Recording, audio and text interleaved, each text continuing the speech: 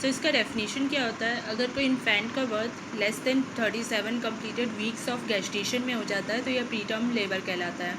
And ACOG के according late pre term labour होता है 34 to 36 वीक्स प्लस 6 डेज़ में, एंड अर्ली प्री टर्म होता है लेस देन 34 वीक्स में। देन WHO के according moderate to late pre term birth होता है 32 to 37 वीक्स पे, वेरी प्री टर्म बर्थ होता है 28 to 32 वीक्स पे, और एक्सट्रीमली प्री टर्म बर्थ होता है लेस देन 28 वीक्स पे।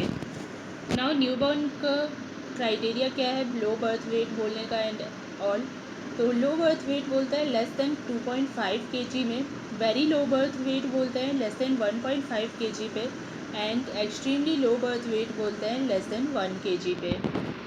Now pre term birth 3 types का हो सकता है, एक तो स्पॉन्टेनियस होता है जो कि मोस्ट कॉमन होता है, 40 to 45% केसेस में ये होता है।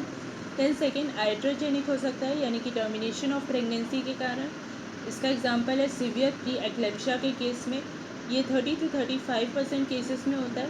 एंड थर्ड ये हो सकता है following the pre term pre labour rupture of membrane, that is PPROM को फॉलो करते हुए, ये भी 30 to 35% केसेस में होता है।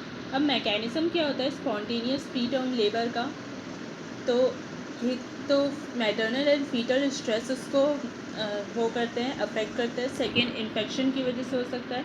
थर्ड डेसिडुअल हीमरेज की वजह से। देन फोर्थ है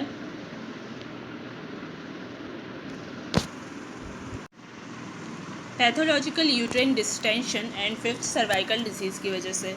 तो ये अलग अलग फैक्टर्स कैसे कैसे इफेक्ट करते हैं इसको ये देखते हैं। तो ये सारे फैक्टर्स वैसे तो क्या करते हैं कि इंक्रीज़ करते हैं गैप जंक्शन प्रोटीन्स को, देन ऑक्सीटोसिन को इंक्रीज़ करते हैं, प्रोस्टाग्लैंडिन्स को इंक्रीज़ करते हैं, इन्फ्लेमेटरी मार्कर्स को इंक्रीज़ करते हैं, एंड ईस्ट्रोजन को इंक्रीज़ करते हैं। एंड डिक्रीज़ क्या करते हैं, ये फंक्शनल विड्रॉल कराता है प्रोजेस्टेरॉन का, तो इसकी वजह से मेनली प्री टर्म लेबर होता है। नाउ एक एक फैक्टर को हम देखते हैं कि कैसे कैसे इफेक्ट करता है। सो मैटरनल स्ट्रेस किसकी वजह से आ सकता है, डायबिटीज़ मेलाइटिस है मान लो मदर को, या किडनी डिसीज़ है। फीटल स्ट्रेस में यूट्रो प्लेसेंटल इंसफिशेंसी है या इंट्रा यूट्राइन ग्रोथ रेस्ट्रिक्शन है, तो उस केस में तो ये क्या करता है कि प्लेसेंटल जो कॉर्टिकोन हार्मोन है उसको इंक्रीज़ कर देता है, और उसकी वजह से फिर प्लेसेंटल CRH इंक्रीज़ हो जाता है। एंड फिर क्या होता है कि प्री मैच्योर एक्टिवेशन हो जाता है फीटल एक्सिस का, और उससे क्या होता है कि फीटल कॉर्टिसोल बढ़ जाता है, एंड क्या बढ़ जाता है DHEAS बढ़ जाता है फीटस में, एंड उससे फिर ईस्ट्रोजन बढ़ जाता है और यूट्राइन कॉन्ट्रैक्शन ज़्यादा होने लगता है, एंड प्रोजेस्टेरॉन विड्रॉल हो जाता है।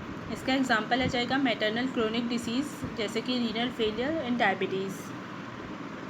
देन सेकेंड फैक्टर है इन्फेक्शन का, तो इन्फेक्शन क्या करता है, एक तो एंडोटॉक्सिन्स रिलीज़ होता है उसकी वजह से, तो डायरेक्ट इफेक्ट डालता है वो यूट्राइन मसल्स पे, और यूट्राइन कॉन्ट्रैक्शंस फिर ज़्यादा होने लगते हैं।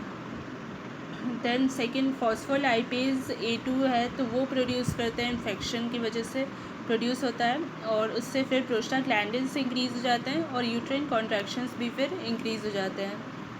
नाउ थर्ड है इन्फ्लेमेटरी मार्कर्स, तो इन्फ्लेमेटरी मार्कर्स जैसे कि इंटरल्यूकिन 1 और ट्यूमर नेक्रोसिस फैक्टर है, तो ये प्रोस्टाग्लैंडिन्स को इंक्रीज़ करता है एंड प्रोजेस्टेरॉन को कम करता है।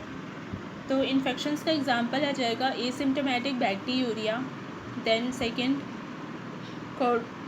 कोरियोएमनियोनाइटिस, क्लिनिकल और सब क्लिनिकल दोनों, then bacterial vaginosis, and fourth है इन्फेक्शन ट्रिकोमोनास वेजिनेटिस। ये सब इन्फेक्शंस इसको अफेक्ट कर सकते हैं प्री टर्म लेबर। ना कैंडिडा इसमें इंक्लूड नहीं होता है, कैंडिडा अफेक्ट नहीं करता है प्री टर्म लेबर को, लीड नहीं करता है।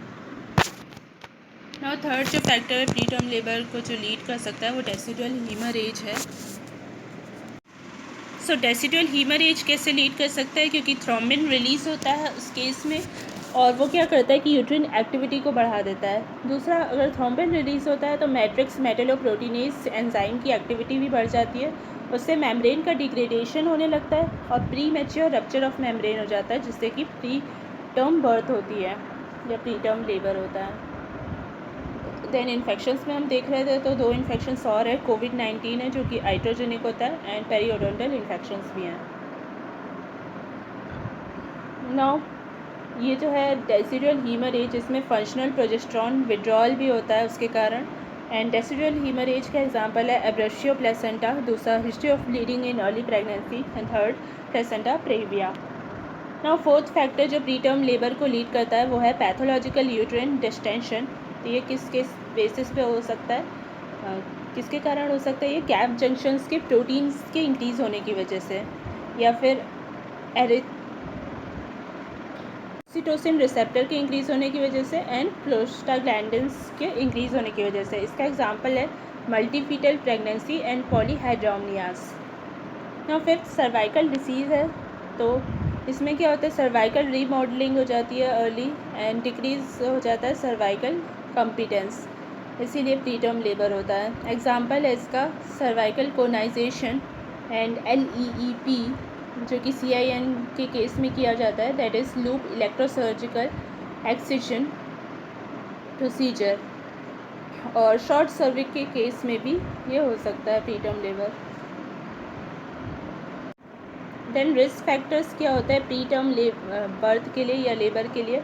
मोस्ट इम्पॉर्टेंट जो रिस्क फैक्टर होता है वो first previous history of pre term birth होती है, एंड इंक्रीज कर देती है वो रिस्क 2 टाइम्स से। मतलब अगर किसी की हिस्ट्री है प्री टर्म बर्थ की, तो जिसकी हिस्ट्री नहीं है उसके कंपैरिजन में उसकी रिस्क 2 टाइम्स है।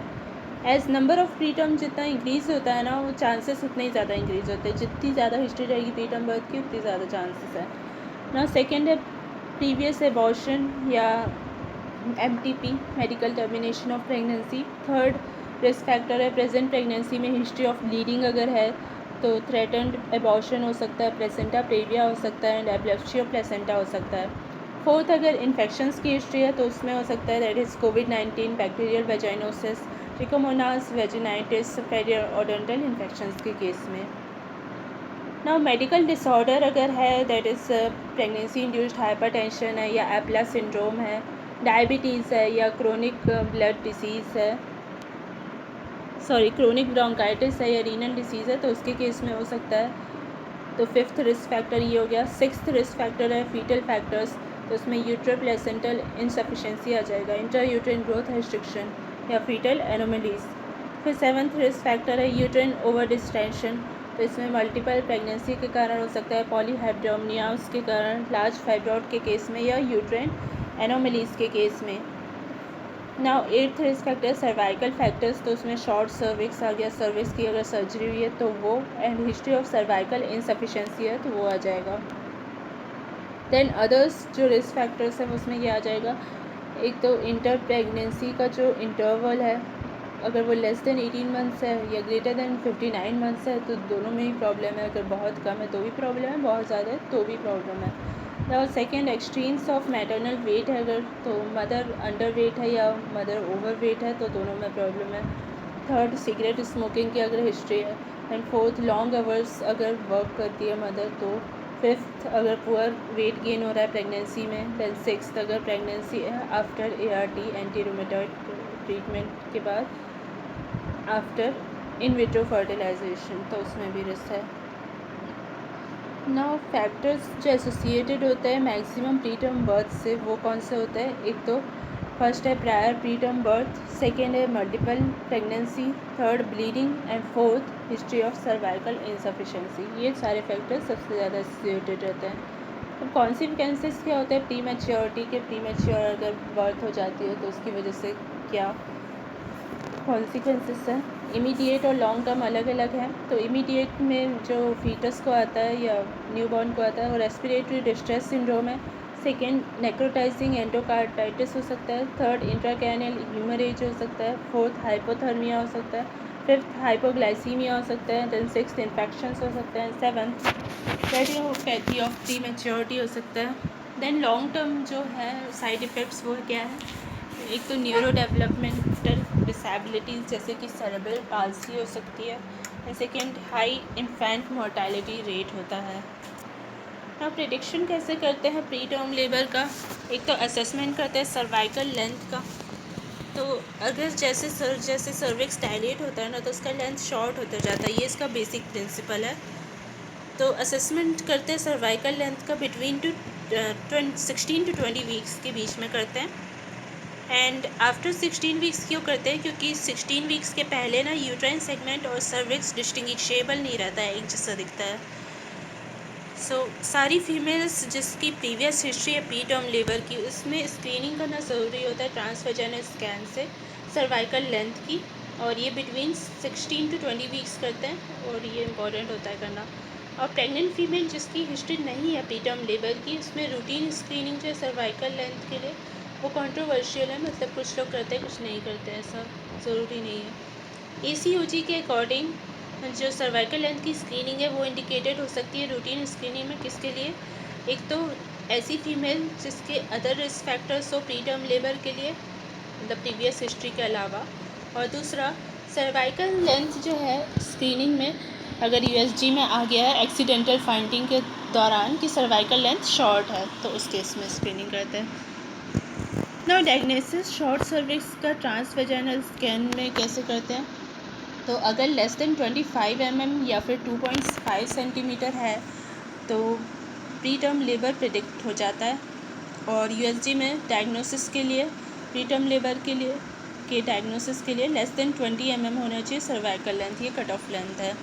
सो डायग्नोसिस के लिए अलग है, लेस देन 20 mm है, और जो प्रिडिक्शन है उसके लिए अलग है, लेस देन 25 mm। अब टिप है इसमें कुछ, तो सर्वाइकल लेंथ जब मेज़र करते हैं ना ट्रांसवेजाइनल स्कैन से, तो क्या क्या करना होता है, एक तो ब्लैडर एम्प्टी रखना होता है, सेकंड सर्वाइकल लेंथ जो लेते हैं वो इंटरनल ऑस से लेकर एक्सटर्नल ऑस तक लेते हैं, एंड थर्ड अगर इंटरनल ऑस ओपन है तो फिर हम टिप ऑफ फनल से लेकर एक्सटर्नल ऑस तक लेते हैं सर्वाइकल लेंथ को।